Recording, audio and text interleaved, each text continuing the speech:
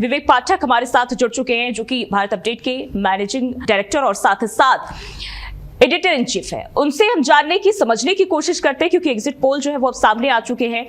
विवेक sir, देखिए, अब जो कुछ भी इस वक्त चीजें हम देख पा रहे हैं, सब कुछ बिल्कुल उलट। जो टीएमसी की अगर हम बात करें, जो दावेदारी की जा रही है, हर तरफ बीजेपी की बढ़त इस वक्त दिखाई दे रही है। कई जगह ये भी एग्जिट पोल में दिखाया गया 50-50 का आंकड़ा। अभी अगर हम आपकी बात करें, आप कैसे देखते हैं, आपको क्या लगता है?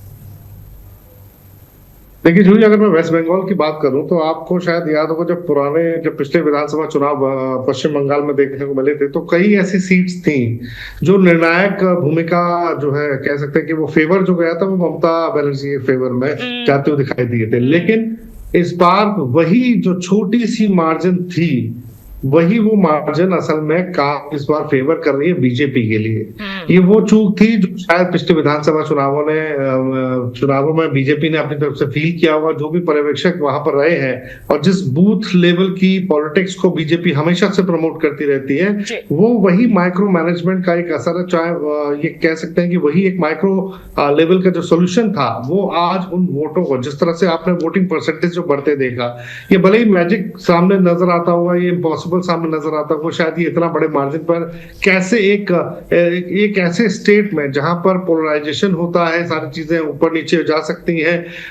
ममता बनर्जी की तरफ से कई सारे ऐसे बयानबाजियां दिखाई देती हैं, लेकिन इस बार जो बीजेपी का फोकस रहा वो वोटर्स को लेकर रहा, वोट मैनेजमेंट को लेकर रहा कि आखिरकार किस तरह से बूथ लेवल को जो वोट है, जो घर के अंदर ही रह जाता है, या कई ऐसे वोट बैकग्राउंड है जिनको कि बूथ तक पहुंचने नहीं दिया जाता, वोटिंग सेंटर तक नहीं पहुंचने दिया जाता।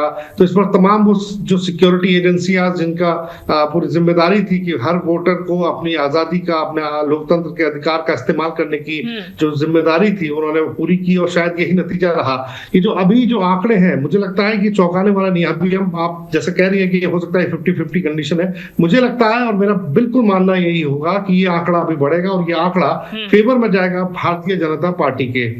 जिस तरह से महिला आरक्षण जैसे तमाम मुद्दे आपने देखे होंगे, और वहां पर जिस तरह से एसआईआर का जो खासा असर है, ये लोग मान सकते हैं, जो राजनीतिक पुरोधा है, जो लोग ये दावे कर सकते हैं कि हाँ, ये निश्चित रूप से बीजेपी को महंगा पड़ेगा। लेकिन मुझे लगता है कि एक बहुत बड़ा तबका है वेस्ट बंगाल के अंदर, ये जो इन सबसे बेहद परेशान था, और उसका ये जो सीधा जवाब भारतीय जनता पार्टी के फेवर में सामने निकल के आ सकता है। और ये जो आंकड़े हैं, ये जो अभी हम मान के चल रहे हैं कि 140 से 150 161 के आसपास का रह सकता है, ये आंकड़ा और भी बढ़ सकता है। और ये मैं इसमें कहने में गुरेज नहीं करूंगा कि ये आंकड़ा 175 तक भी पहुंच सकता है।